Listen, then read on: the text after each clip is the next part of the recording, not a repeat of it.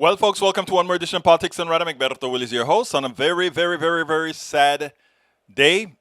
But in as much as it is a sad day, because we had a bomb that went off in Afghanistan and killed 12 of our soldiers.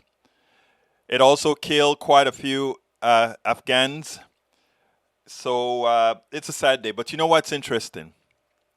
In as much as many of us hadn't said this for some time, we were very surprised that this did not happen before.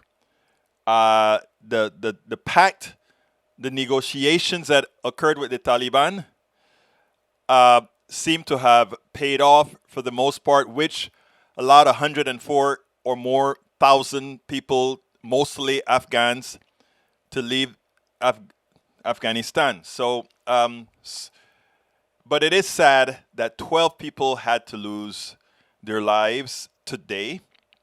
12 military folks and scores of Afghans. Now, that said, it's a war that should not have been there. It's a war that has killed hundreds of thousands of people in the area. And yes, it is good that we are getting out. We must get out. Irrespective of what everybody says, we need to have the sane people, sane people on the media explaining the way things should be. Anyhow, what's on the show today? Today, more reasons to leave Afghanistan. Now, yes, capitalism meet COVID. We're going to try again for Ken Rusk on blue-collar work. So let's go ahead and get started. Let's get busy. We'll go ahead and say welcome aboard, Deborah John. Great to see you. Welcome aboard, Rose William. Welcome aboard, AVQ, a.k.a. Michael Rudnan. Is anybody else that wants to get a shout-out real quickly? Let me know. I'll give you a shout-out before I start reading. Anyhow. Egberto, I have from Michael Run. Egberto, I have few too many comments to share today. Got caught in the heat outside. Feels like 100 degrees outside. Couldn't decide which post to cut. Anyhow, pain compliance. Graphic video shows Louisiana trooper beating a black man. I saw that one. I'm going to leave that one alone for now. Michael Run also body camera footage shows 2019 beating of the black man. Yes. Thank you, Michael Rudnan, for putting that out. Today I'm going to leave that one alone, but it's sad. I saw it as well, sir. Thank you for putting that out. Hospital filled with COVID-19 patients was forced to turn away. Someone needing emergency cancer treatment. Doctor says this is what happens when people stop taking precautions, don't vaccinate, and we fail to achieve herd immunity. We just didn't have a bed. There are simply no room in the hospital to treat the patient, said Dr. Nitesh Puriyani. The medical director of Tampa Oncology and Proton Delta is just ripping through the hospital in ways that we couldn't have imagined, and the strain is causing on the healthcare system. In reading this, Michael Runnan, something just happened to me. I almost just got teared up. Not out of desperation, but out of frustration. Because if you go and turn to Fox News, you hear all these people talking about how Biden should have done this, these guys have screwed the country up. From a January 6th insurrection to lying to their people, to allowing people to do things to harm themselves. And then they turn around and we try to fix it. And then there's resistance to fix it. From Afghanistan all the way back, just screw-ups and screw-ups that is constantly done by Republicans and neoliberals, and then we try to fix, but we fix. Our most important thing right now, my brothers and sisters, is this: to be informed so that we can make the right choices at the ballot box, to be informed so that we can make the right, because this is not going to end tomorrow or the day after. This is going to end when we really start putting folks that care more about you in office than just need to use you to get a vote to protect a few. And I wish I could come across a lot more effectively, and I will try to learn to come across more effectively to try to encourage more of us to do what we need to do to really prevent the self-destruction of the United States of America and, for that matter, the rest of the world. Judge pushes back on protections for the Sacklers in the Purdue Pharma bankruptcy. Are we actually going to see proper justice come for the wealthy and the powerful? That would be a welcome change. The bankruptcy judge said the plan is too easy on the Sacklers. I am not giving them that release. It's not going to happen. You are not going to persuade me on this, said Judge Robert Drain. I hadn't read this one, Michael Rudden. Thanks for bringing that to our attention. Shouted at one point that the plan would have to be rewritten with narrower releases from reliability. I've loved that. Michael Rudden also puts out judge sanctions pro-Trump Creighton lawyers for debasing courts with bogus election lawsuit. Voter fraud is a myth designed as a cover for different and voter suppression to restrict voting access to groups which tend to vote against you. So how long until people understand that Republicans have abandoned the idea that democracy is good? This lawsuit represents a historic and profound abuse. The only problem that I see with this lawsuit, I read about this, is that the people penalized are a few lawyers. We need to get the people behind those lawyers penalized as well. In other words, they are complicit. The funders of those lawyers are complicit. We have to find a way to get them and hold them accountable.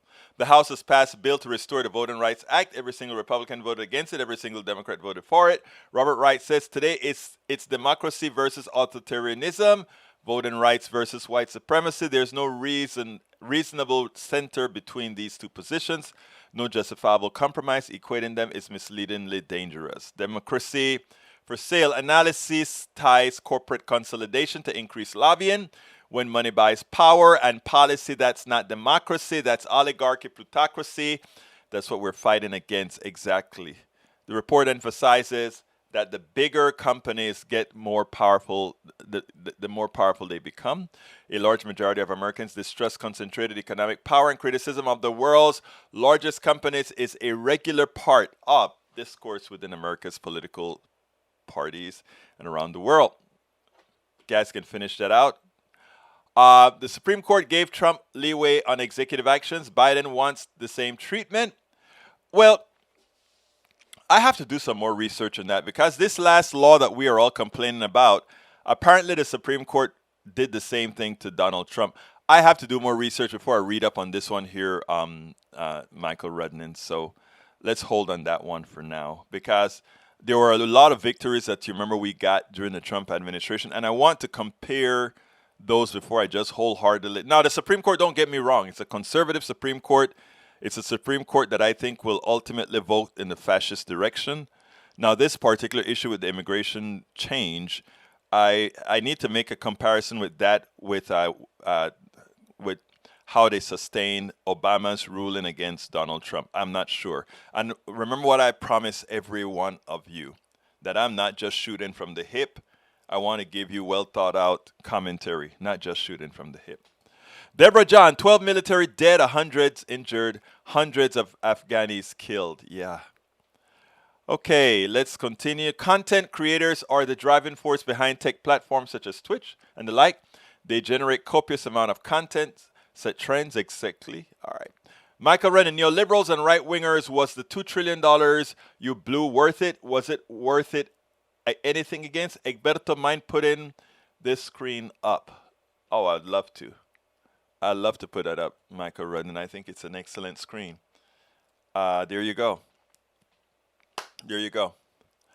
And that is what we've spoken about, where all that money went to. And I want to take a quick little soliloquy here. Understand that everybody understands that we're leaving Afghanistan. They'd love for us to get in. They'd love a bomb or something to force Biden to go back in. Biden is not going to fall for that. Biden is not going back into Afghanistan. However, they want to make it difficult on Biden. They want to drop Biden's poll numbers. They want to make Biden feel so badly about leaving Afghanistan, because they cannot have this happen in the other areas where military-industrial complex is investing, is making a whole lot of money from having us in other theaters around the world.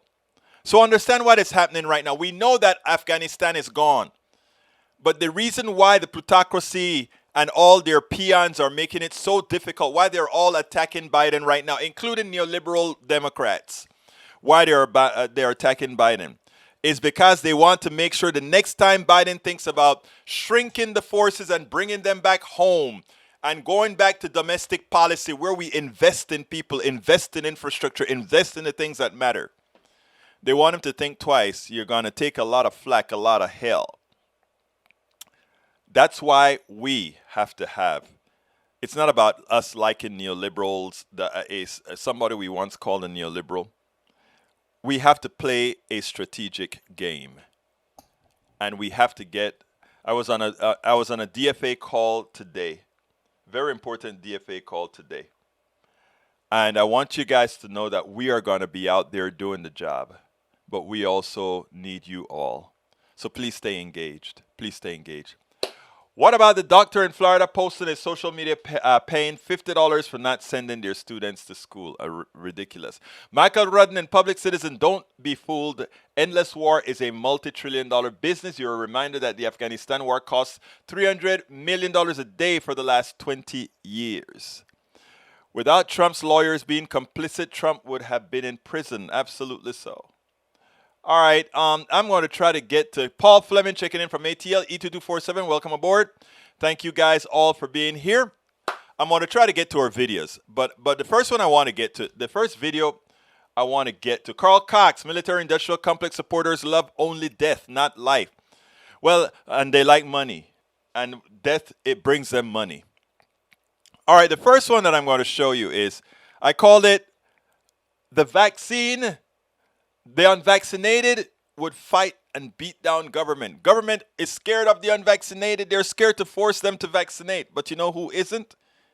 And that shows the power centers in America, capitalism. I want you to listen to this piece that I just heard on CNN. And you won't immediately see what I'm talking about. But I want to show you how we so defer to what we call the most efficient use of resources is the private sector, capitalism. Government is begging people to go ahead and get vaccinated. But you know what? Capitalism just throws the money. And guess what? Check this out, and we'll take it on the other side. Well, I missed that one. I think it's supposed to be this one here. There we go. In Florida, the state just hit a new daily record for COVID cases. This sounds like kind of an obvious question, but just how bad is it there? Well, when you take a look at the state of Florida, I think the number that says it most is that nationwide, 1 in 5 people who are dying in hospitals are dying from COVID here in Florida. And so you get the sense of how bad it is. And we take a look at some numbers here. And as you look at the numbers, I think you'll get an idea. This is just Florida. Wednesday, 26,203 new cases, which was a daily record. To date, that's more than 3 million total cases. And again, getting back to the deaths. And even though medicine has moved beyond where it was at the beginning, where people who were accepted into a hospital almost certainly were dying, now we see so many more people surviving. But even at that, the total deaths in the state, more than 42,000. So as we take a look at what government has been trying to do, requiring face masks, trying to encourage, or in many cases, government having employees have to get their vaccines, there is now sort of a reflection of what happens in private industry.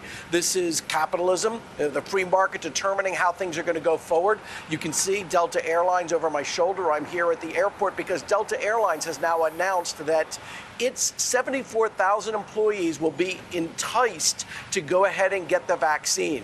So for those who choose not to, they will actually be assessed a fee, $200 a month. The CEO of Delta Airlines saying that the cost for somebody to be hospitalized with coronavirus is about $50,000, and that is the sort of expense that the airline cannot absorb with its insurance, and so they will charge $200 a month. It may be that that $200 a month hitting somebody's wallet is enough to get people to get the vaccine, or they'll just have to pay. Now, you may be thinking to yourself, well, is that a penalty? I actually spoke to a legal expert to say, is this a penalty, or how would you describe it? This is what she had to say. It's a fee. So a financial penalty kind of is designed to punish something. Delta's explanation was, you're imposing more costs on us. You should bear some of them. So they're basically saying, we're not punishing you, but if you're going to make us pay, we want you to pay part of the cost, a little bit like a deductible. So this is something akin, Chris, to the programs that exist at many companies across the country that if you're a smoker, you pay an additional fee in your insurance to cover the expected health-related events that happen because you're a smoker. Delta Airlines doing this, and we've already seen Deloitte, Disney, and other companies doing this. Again, not a government mandate here, not a company mandate, but something that is being encouraged here by the free market. Something that is encouraged by the free market. I don't even call it the free market, capitalism, whatever you want to call it. But here's the sad thing about it. Folks, and I wrote about this in my book, How to Make America Utopia. And this is what drives me crazy. Think about this. Government knows how the virus is transmitted. We do. The scientists know all of that. Government has the wherewithal. We are the government. We the people. We the people. We can say, because of the way this stuff is transmitted, we are going to tell folks you have to wear a mask if you're going to be outside. And we're going to say that if you don't have a medical condition, you have to have a vaccination. And if you don't have a vaccination, then you have to be quarantined to stay away from people to ensure you're not going to infect anyone else. Government can do that. But no, we want it to be handled in the private sector.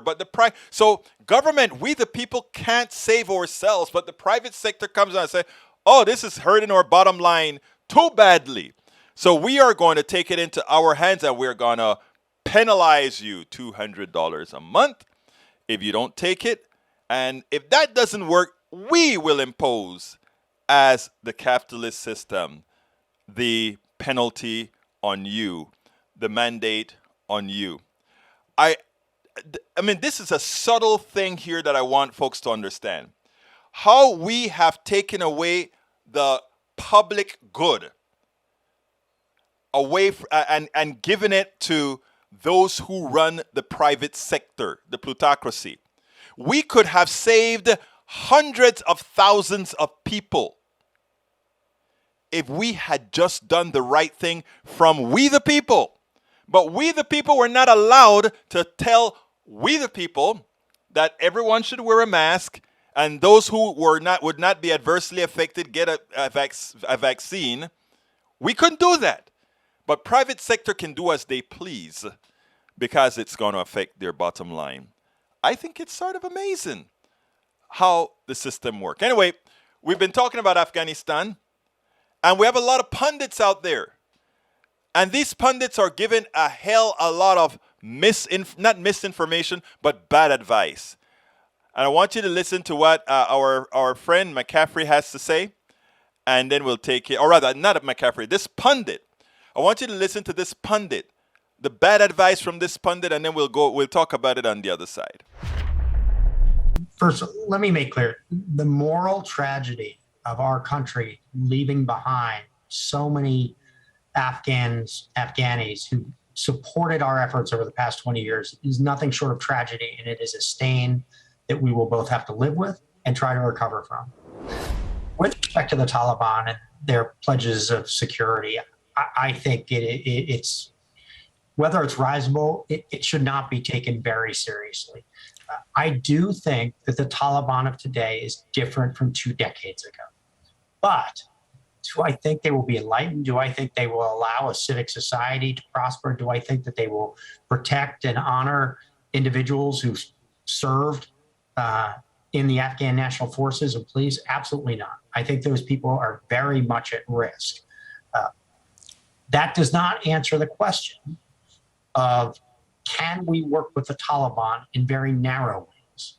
And I hope the Taliban sees that as a real need on their part, because we will need them. The idea of over-the-horizon targeting happening completely from outside the Afghan borders to counter transnational threats like ISIS-K, that is far, far more difficult than people might believe. We have very able intelligence, we have able special forces, but doing that across thousands of miles in territory we do not control, we do need, as we have had in other parts of the world, some cooperation to defeat that threat.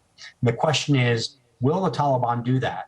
And will they not be so morally reprehensible that they do certain things against those people that we've left behind that make it completely impossible for us to at least have that limited relationship with them? You know, first of all, when he talks about it is immoral for us to leave, we should take all these people back. So how many more American soldiers are you willing to sacrifice for a war that should not have been, and for people who have been in Afghanistan, those who decided to go to Afghanistan, understanding that one of the reasons, well, I'm not going to go there about pay, etc., but one of the reasons they're there in a difficult position. But let me tell you what gets to me the most. The hubris of this person to believe that. Do I believe in the Taliban? No. Do I believe that these are good people? No, not particularly. But do I think that they can change? Hell yes. Do I think that when they have to govern, that they will have to do some sort of a moderation in order to govern? I mean, you have all these millions of people. If you don't want to go to the Stone Age, or for the other people to just outright come and kill you, you have to change as well. And let's do a knock-knock. Knock-knock to the door here in America. Were you able to atone for what you have done, for what we have done? Think about, let's look into a mirror and ask ourselves, should we be trusted with dealing with so many issues? Were we able to change? Were we able to go from a country that maimed and killed and murdered folk to one that now considers itself civilized? You know, we're doing fine now, right? Or we are trying to do better. So if we could change, can others change as well?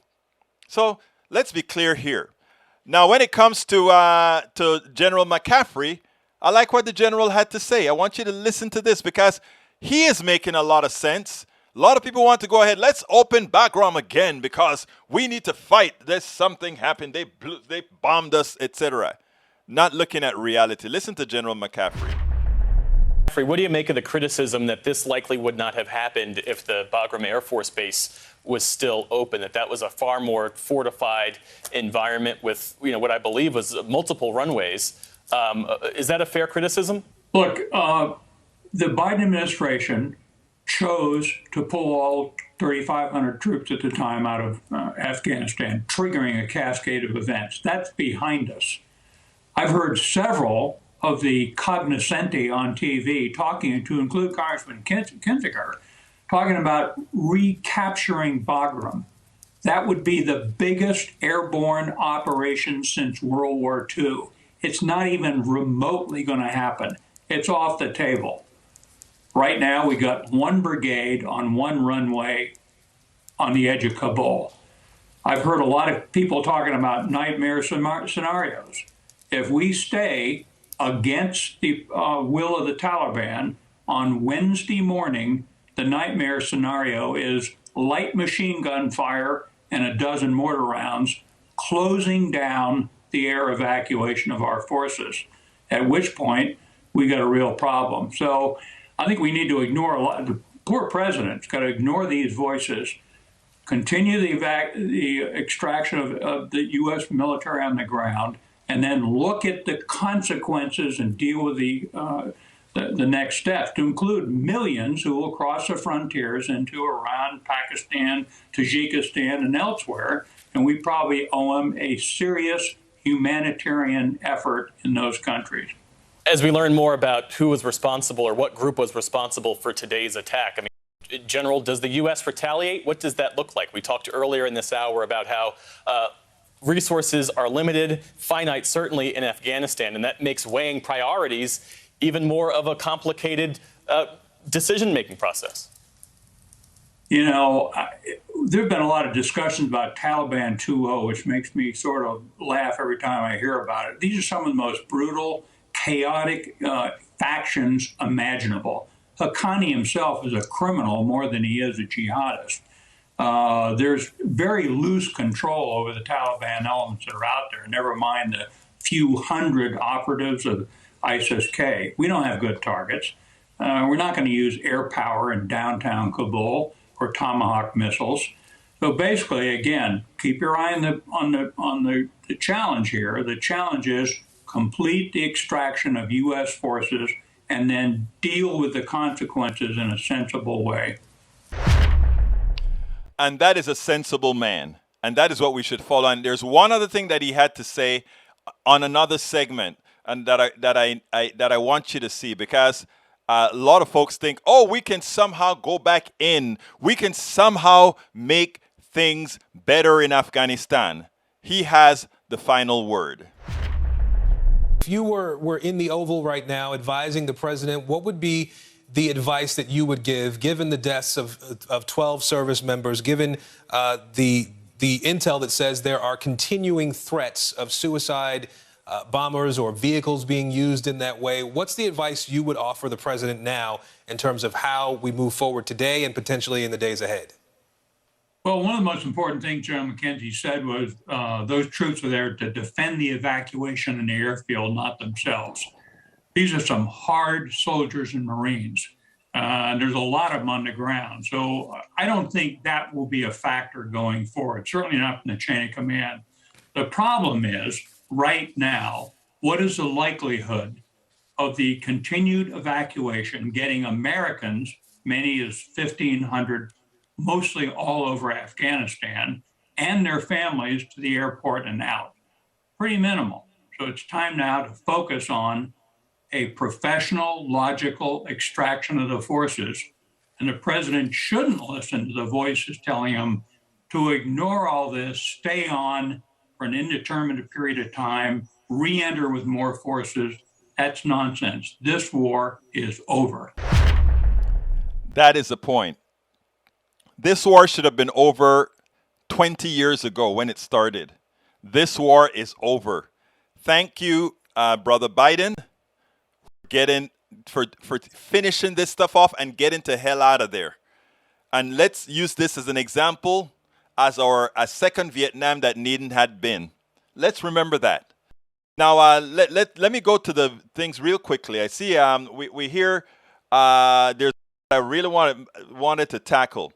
Why is the Biden department preventing private flight transport people out of Afghanistan? It is such a silly question that when you are getting rocket attacks, that you go ahead, if you don't have complete control of the perimeter, that you are going to let private aircraft land and carry people away under the risk of out of the air.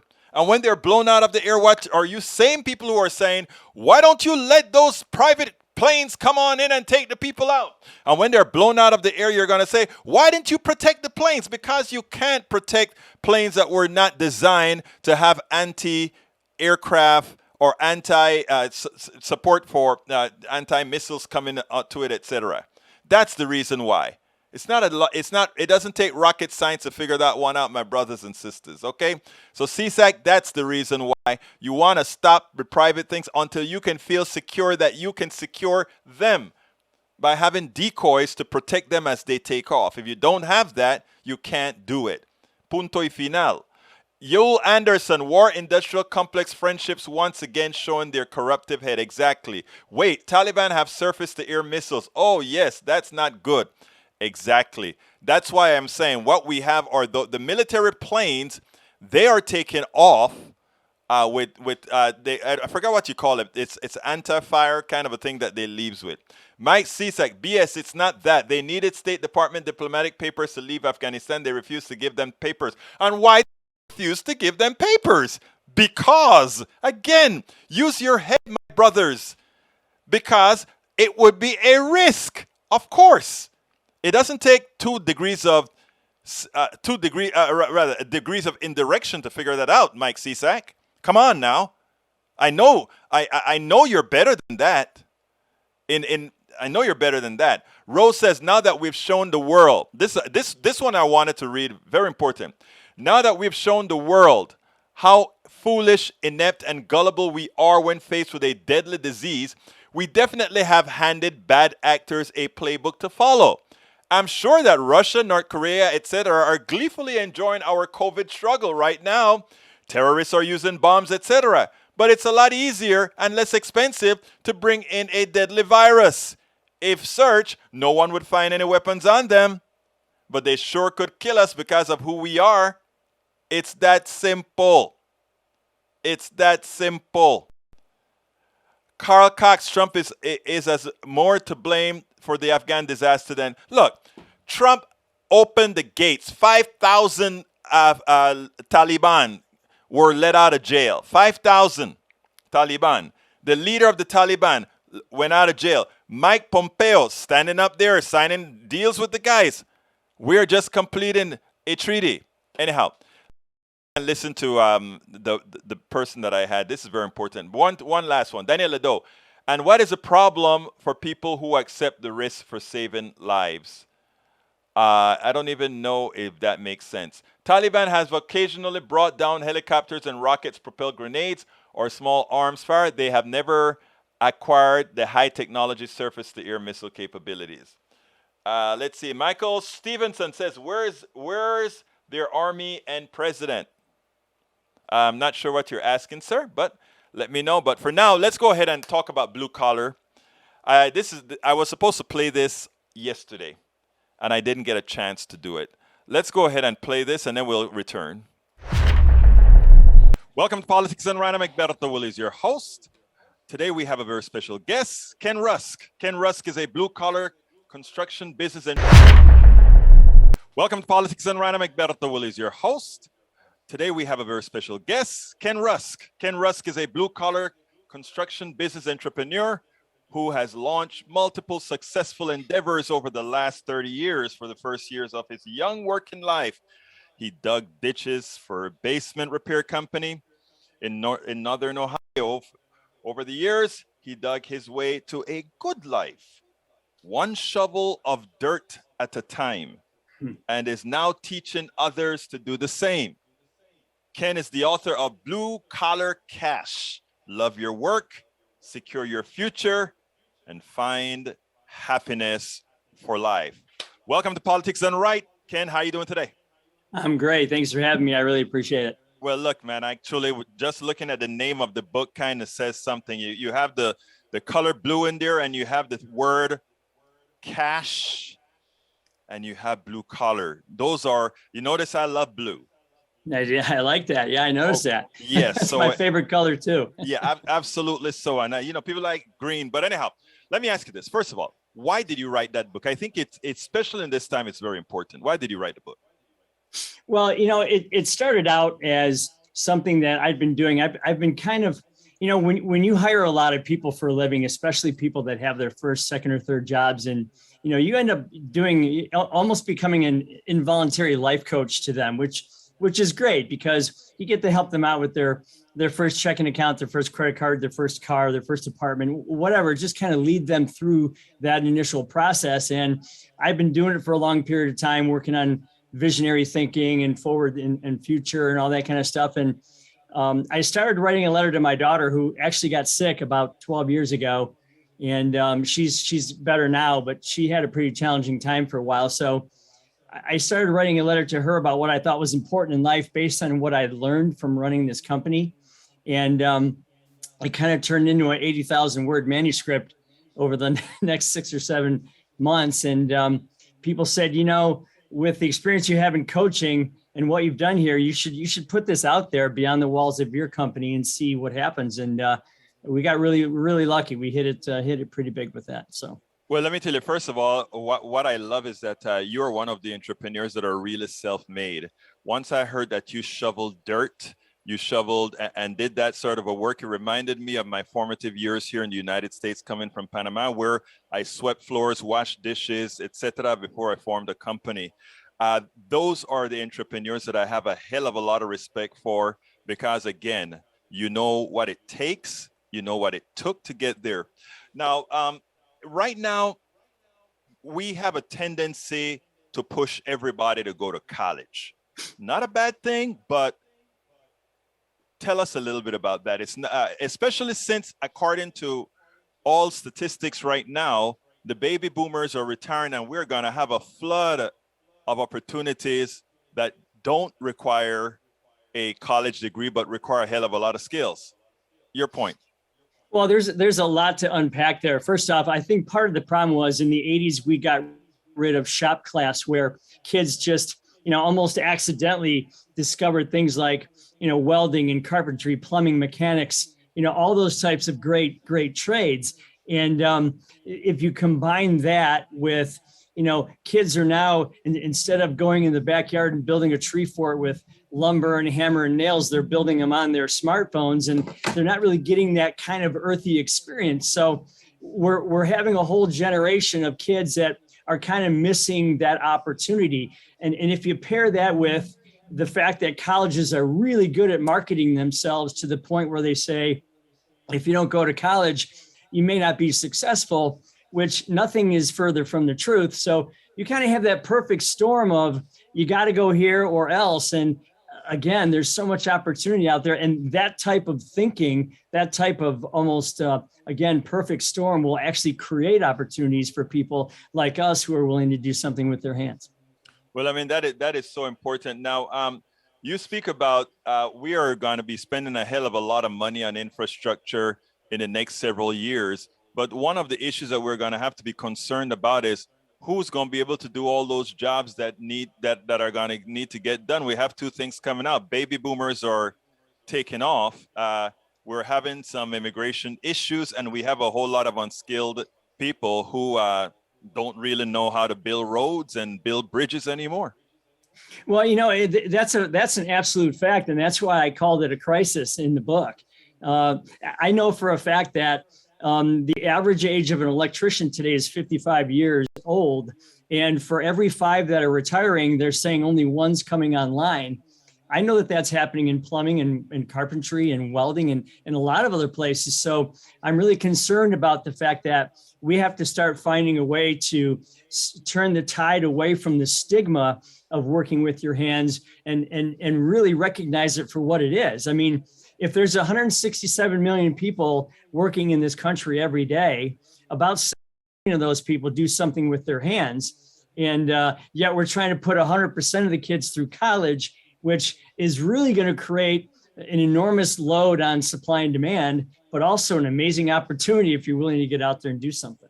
You happen to be discussing this program on a political show. So I want to do a little something here. We have an economic system here that has a tell folks that, make your money work for you. And that kind of thinking doesn't realize that your money working for you really means that somebody else is working so that they can appreciate that money that you have. In other words, when your money is working for you, it's not really working for you. Somebody else doing the work. That's what it really means. And we've been teaching people to go to business schools, to go to all these schools that don't do anything. I have a special feeling for engineering. I'm an engineer by trade. And I figure we are some of the folks that do things. The electricians, some of the folks that do things. How do we repackage America so that it pays the appropriate price for those who actually get things done? A stockbroker does nothing. A investment banker does nothing, in my humble opinion, that is. Because again, all of them are dependent on you and the people that you have been given impetus to do the things that they do out there. Please elaborate on that. Well, it's funny. Let's just take one quick example, and this is going to kind of partially answer your question. I was up in northern Michigan the other day, and I was driving to the golf course. That's my favorite passion, is to play golf. So I'm driving to the golf course, and I passed 3 fast food signs. One said $13 an hour. Right down the road, the other one said $14 an hour. And the one right down the road from there said $18 an hour. And every one of them had this almost begging sign in front of them, please come work for us. So I guess it's starting to happen. Supply and demand is starting to work, because you have people in finished carpentry in Toledo, Ohio, that are making as much as family doctors and lawyers. So I actually think that that's starting to happen. And when this infrastructure bill passes, there's going to be even more load or demand upon the labor side, which means if you're someone who's willing to pick up a shovel or a torch or a wrench or a hammer or anything, you're going to be able to really job 6 ways from Sunday to find yourself that really great job. And it's great because anymore, this used to be the norm. You get there on time, you look someone in the eye, you shake their hand firmly, and you're willing to work. That used to be kind of the norm. Now it's so rare that you're just going to vault right to the top. So I don't think there's ever been a better time to get into the blue collar trades. No, Ken, and I genuinely do not know the answer to this. You just mentioned supply and demand. There has always been a supply and demand issue for many of these jobs. I mean, if you take a look for a long time, fast food workers have always been a rotating door. If you paid these people right, it would not have been the kind of rotating doors that you have. And we have a lot of professions like that. What's so special about now that, let me digress. I have a partial answer, but what do you see special with now, where we are empowering workers to actually sit back and demand what they're worth? Well, again, I think, it's funny because every time our government tries to manipulate supply and demand, they end up kind of messing it up in some way. So this is my opinion. So if you think about just take the pandemic.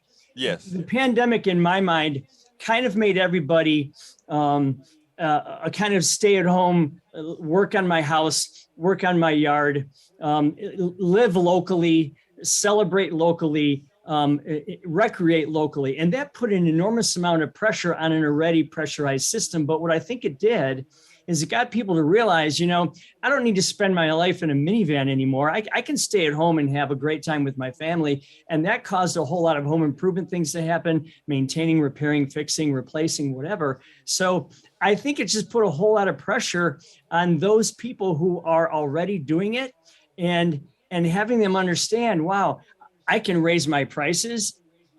I can control my own input, my own output.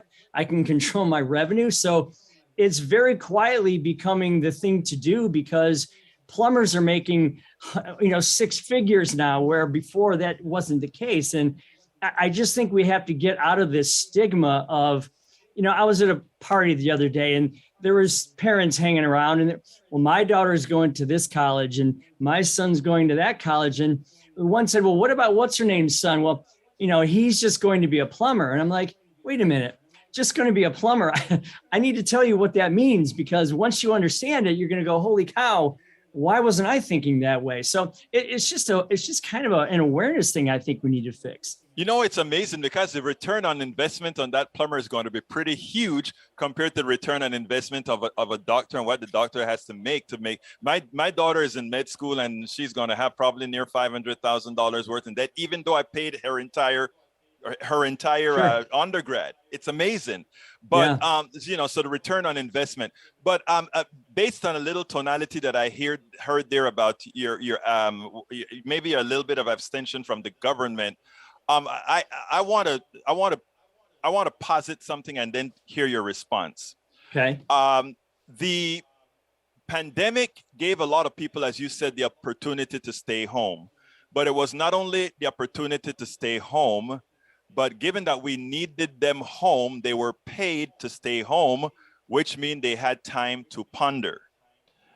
And in having that time to ponder, they had the flexibility, which inherently created shortages and choice. So I may take a little bit of exception when you say the government in some cases screw things up. I agree that the government can screw things up. I think in a lot of the way the welfare system was set up, especially for how minorities, what I think it has done with a lot of families, I shouldn't say minorities, but a lot of families because of structure, I think that's been problematic.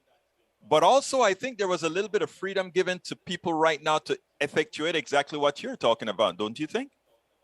Well, sure. I mean, if you drive from my office where I'm standing right now to the freeway, which is only a couple miles, there's probably 50 help wanted signs. Right. And they used to be just subtle, a little help wanted sign in the window. Now they're screaming with flags and, all kinds of stuff to get in your face as you're driving by. Come work for us. So again, I do think people took the time. And they were able to afford to take the time. That's magic. That's the magic. They could afford to take the time because they had that support. Right. And I'm all for job shopping to get exactly what you want, because at the end of the day, we all want to do something that we're hopefully somewhat passionate about. But that's not even going to matter if, like I talk about in the book, if you don't have a real clear vision for what you want your life to look like. And I think that's where we fail our kids as well, is we tell them we live through a world of if, then. If you go to school, if you get good grades, if you get a scholarship degree, if you get a job, then you'll make some money and then you'll be happy. That's backwards to me. I think we need to start out with what does your then look like, and then let's find a way to get there, no matter what path you take to do that. I think that is some of the best advice from that I've heard, because I believe that wholeheartedly based on personally. That's what I'm doing right now. I left my own software company to go into political activism, which is something that where I wanted to be, what I enjoy doing. And it was a matter of how could I readjust my life to be able to do this on much less. So, I mean, that I think what you're saying make a lot of sense. And it's all about ultimately happiness, etc., etc., etc. Well, look, let me tell you, I'm recommending that folks go out there and get your book. I really love what you have to say about really going out there and not. That last statement that you made is, I think, the most important one of them all. Not the if-thens, but where you want to be and what it takes to get there. I think that is so. I think that is so important. Now, the last question I always ask people, so prepare yourself, is what would you have liked me to ask you that you want to get out there for everybody to know, not only about you, but about what we need to do? Well, I think this way. It seems to me that when it comes to our kids, I think that we need to get them to understand that they are a heck of a lot more in control of their life than they think they are. Okay.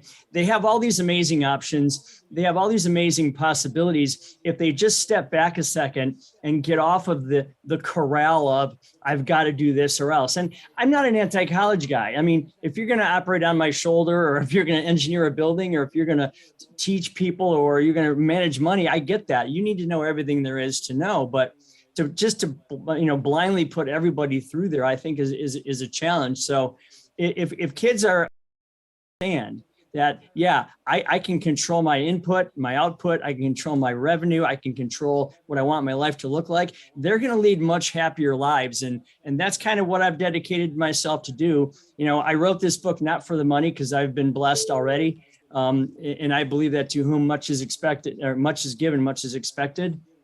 So I donate all the proceeds of my book to kids groups to try to get this message out there. And I just hope people take advantage of it. Well, let me tell you something, Mr. Rusk. For somebody who worked themselves up, who really what it took to get there, as opposed to somebody who was given something or somebody who took something from somebody else to make it big, you have my respect. Ken Rusk, a blue-collar business entrepreneur and author of Blue Collar Cash. Love your work, secure your future, and find happiness for life. Go get the book. Thank you so kindly for having been here on Politics Done Right. I appreciate it. Thanks for having me. Okay, folks, I hope you like that. As usual, I forgot to do my ask. Please remember to click that. If you're on YouTube, please click the join button to become a part of our PDR Posse. The PDR Posse makes sure that we continue to get the right information out, the correct information out, the progressive information out, making people learn the truth as opposed to the lies that defines what the right is all about. And that I'm not saying anything most of you don't know, including those on the right. The only thing that can make those policies look correct is lying. That's why we have so many people doing what? Dying. Please click on that join button. Become a part of our PDR Posse. Support our mission, please. We work hard to make sure and get the message out. Alternatively, you can go to politicsdoneright.com/support, politicsdoneright.com/support to go ahead and support us. You can also go to politicsdoneright.com/books to get our books. And I guarantee you a lot of what Ken Rusk talk about specifically on there are instances or particulars that you'll get in many of our books. So please check out our books repertoire at politicsdoneright.com/books that I just put out there, and get our t-shirts. And if you want to buy our books directly from us instead of from Amazon, you can go to politicsdoneright.com/store, and we'll also give you a bumper sticker and signed all of your books if it's purchased directly from us. Look, Rose wanted me to say something because I only read her last message and I should have read it from the top. It goes as follows. All it would have taken to defeat COVID would have been a commitment to self-quarantine for 2 to 3 weeks and let it burn out. We didn't do that and let it spread uncontrolled, so there is no mystery to what is happening now. Exactly, and those who have done it, Australia, New Zealand, and it works. Whenever they find a little breakout, they freeze everything for a few weeks, and they're back in business, and everybody, they don't even need masks. New viruses are continuously arising without any bad actors necessary. Global warming and human encroachment on previously wild areas are causing this. Exactly right. Smart people in my room. Now that we have shown the world how foolish, inept, and gullible we are when faced with a deadly disease, we definitely have handed bad actors an easier way to get to us. They don't need any bombs to get to us. Just bring a virus in because our people would be too silly to do what's necessary to get rid of them. Okay, before I close out, let me go get, you guys had a lot of messages here, so I'm scrolling back up to see some of them that are pertinent. We have Charlie Lindahl is talking about the Maker Movement. Charlie loves the Maker Movement. It's a great movement. Charlie, sometime we are going to have you on an interview, just you and I on an interview to express that, just like we had Brother Rusk there. So we'll do an interview with you to cover that particular issue. Rose says that a local company called Albright Electric, the owner sounds like Rusk. I'm glad to hear that. Rudnan says top 5 blue-collar jobs: elevator installer, plant operator, system operator, powerhouse, substation, and relay technician.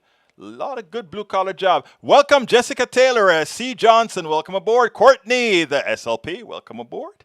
Trades are pertinent. The education system is a money game. We go to school to get jobs, come out with an ability to gain employment in a field that obtain. And that's why I talk about free college, right?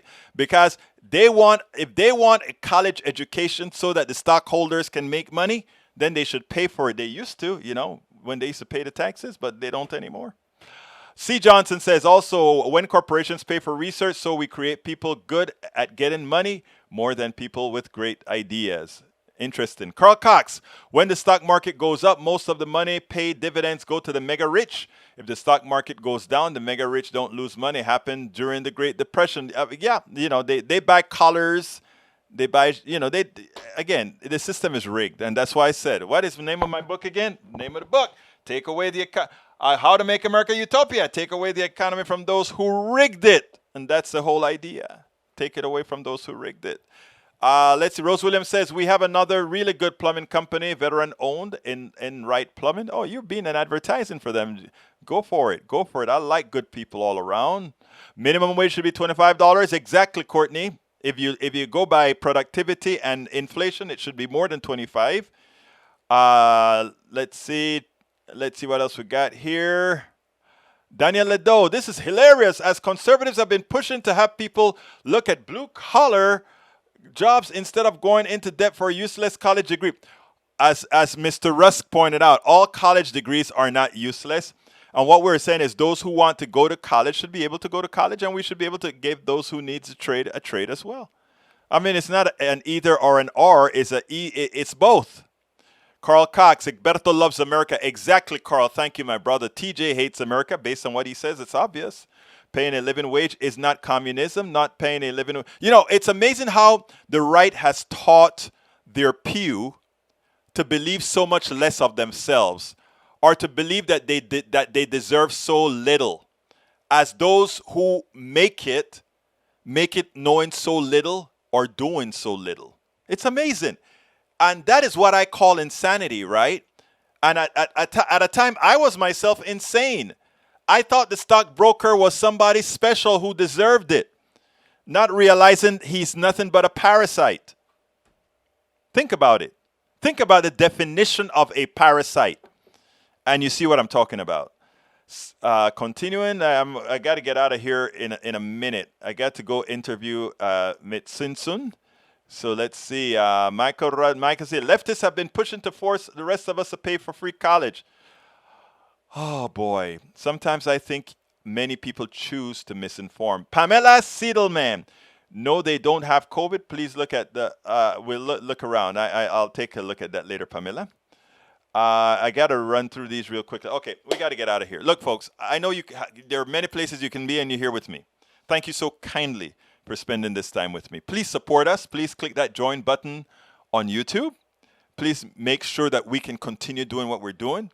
Alternatively, you can support us by going to politicsdoneright.com/support, politicsdoneright.com/support, and that has several different ways in which you can provide us with support to make sure we can continue doing this good work.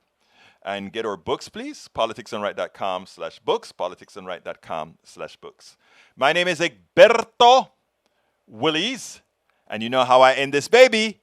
I am what? Out!